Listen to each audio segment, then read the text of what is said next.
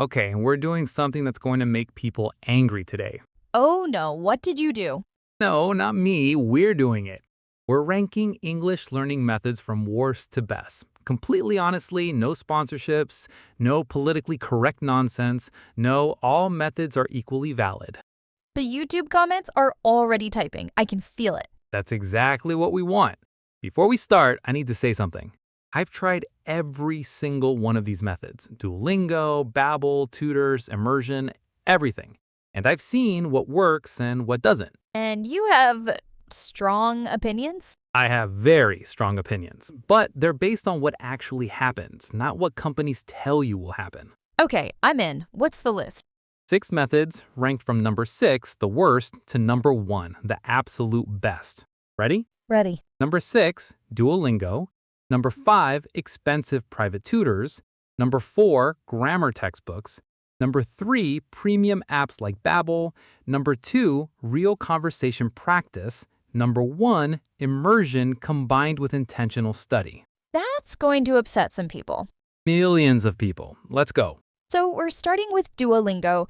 Everyone's using it. It's got like 50 million users or something. 100 million. And that's exactly the problem. 100 million people using it daily, and how many of them can actually hold a conversation in English? Come on, that's not fair. Duolingo is fun. People love it. I'm gonna ask you something. Do you know anyone with a 300-day Duolingo streak? Actually, yes, my brother. He's got like 400 days. Can he have a conversation? No, he can't. This is exactly what I mean. Duolingo isn't designed to make you fluent. It's designed to make you come back tomorrow. But that's not. Let me finish. Duolingo is better than nothing for month 1 as a vocabulary foundation. It's fine, but people don't use it as month 1. They use it as years 1, 2, and 3. So what's the problem exactly? The problem is that language learning requires struggle, real sentences, real mistakes, real speaking under pressure. But struggle makes people leave apps. So what does Duolingo do? It removes the struggle. Easy puzzles, match the words, tap the bubble. The owl eats bread. The owl eats bread. You feel productive, your streak grows, you think you're learning, but you're not speaking. You're not building sentences under pressure. You're not experiencing the panic of a real human asking you a real question. And that panic, that's where fluency lives. Okay, that's actually fair. But you said it's better than nothing for beginners, so it's not completely useless. It's not useless, it's just limited. It's like learning to swim by reading books about swimming. Eventually, you have to get in the pool. Or you drown. Exactly. Number 5, expensive private tutors. This one is going to upset people because tutors cost money and people invest in them. And that's why it's number 5 and not number 1. A good tutor is amazing, professional, experienced, one-on-one attention, but here's the math problem. The math problem? Fluency requires hundreds of hours of speaking practice, hundreds, maybe 500 or 600 hours to reach advanced level. Now, how many hours can a normal person afford with a tutor at $50 or $60 an hour? Oh, that's expensive. So you get maybe 4 hours a month, 8 if you're serious. That's 96 hours a year. At that rate, it takes you 6 years to reach fluency while spending $6,000. And a tutor is only half the speaking. Right. The tutor talks, you talk, so you're actually only getting 48 hours of speaking practice per year. It's a Porsche that you can only drive 2 blocks. But couldn't a tutor target specific problems, like help you fix mistakes faster? Yes, that's actually where tutors shine. For fixing fossilized errors, interview prep, pronunciation, specific weaknesses, tutors are like a scalpel. Perfect tool for a precise problem. So tutors aren't bad, they're just… Incomplete and expensive for what you get. If your goal is fluency, tutors alone won't get you there. You'll run out of money first. Okay, number 5 makes sense. Let's go to number 4. Number 4, grammar textbooks.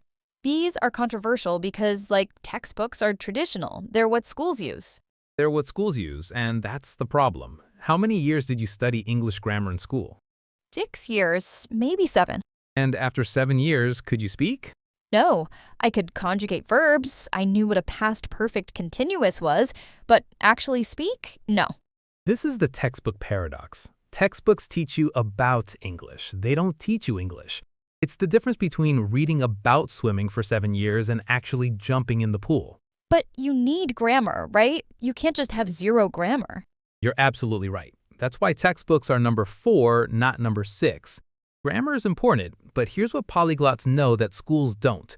Grammar works best as a repair tool, not a foundation. Explain that. You speak a lot, you listen a lot, you absorb patterns naturally.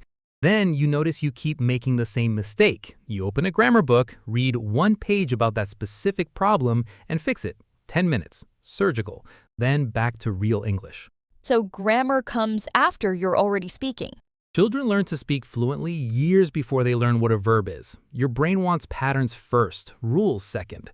Schools do it backwards. They give you 7 years of rules before you ever say a real sentence. That's why you graduate knowing grammar and not knowing how to order pizza. That's actually true.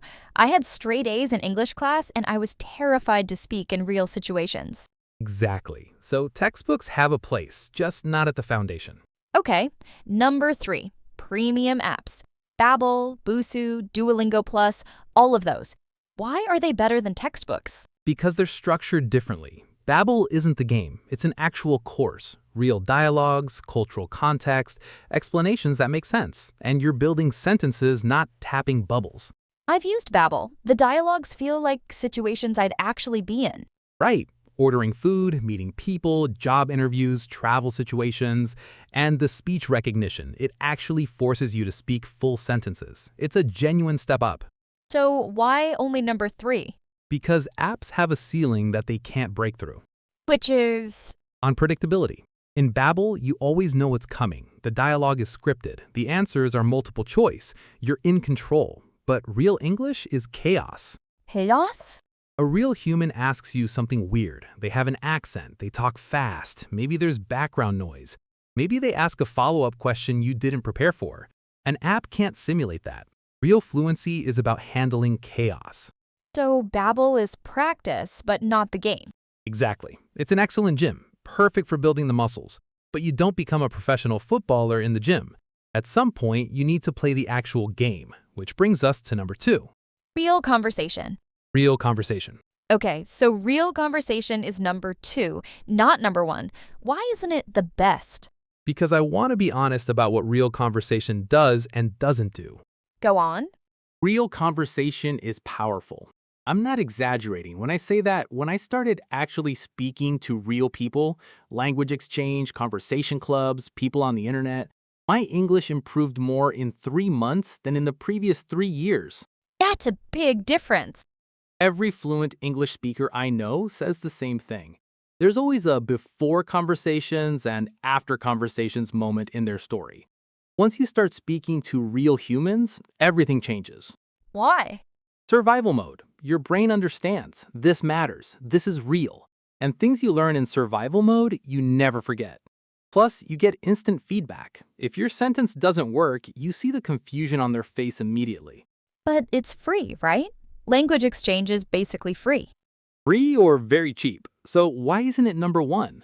Because there's one thing it's missing. What? Correction. I've met people who spoke in English daily for 10 years, same 50 errors, every single day. He don't know. I am agree. Fast, confident, and wrong. Oh no. They're fluent in their mistakes. Conversation practices what you already have. It doesn't systematically add what you're missing. So you need something else. You need number 1. Number 1, the best method. Immersion combined with intentional study. Explain. It's 3 parts working together. Part 1, input flood. You surround yourself with English, series, YouTube, podcasts, music, your phone in English. 2 to 3 hours daily of English entering your brain through entertainment you already watch anyway. That's doable. Part 2, real conversations. 2 to 3 times a week. Language exchange, conversation clubs, online tandem partners, the survival mode we talked about. Okay, I'm with you. Part 3, intentional repair. This is the secret. 15 or 20 minutes a day of targeted studying, but targeted at your gaps. You struggled with past tense in yesterday's conversation. Today's session attacks past tense specifically. You couldn't understand the podcast section, you rewatch it with the transcript. So study is driven by real problems, not by chapter 7.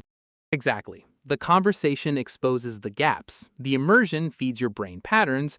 The study repairs the gaps. Each part fixes what the others are missing. And the cost? YouTube is free. Podcasts are free. Language exchange is free. A grammar app or Anki is $10. Netflix you probably already have. The most powerful system is also nearly free. This is going to make textbook companies angry. Not my problem. But here's the thing. This system actually works. Not someday, not eventually, but right now. Every person I know who became truly fluent used something like this, whether they realize it or not. Okay, I believe you. Final ranking 1, 2, 3, 4, 5, 6. Immersion plus intentional study. Rio conversation. Premium apps. Textbooks. Tutors. Duolingo. And if someone's been doing Duolingo for 2 years? Take that discipline. That's real. 2 years of showing up is gold. Just point it at something that works. 6 months from now, you won't recognize your English. Drop your ranking in the comments. Do you agree? Let us know which method worked for you. The angry comments are my favorite. See you next time. Bye, everyone.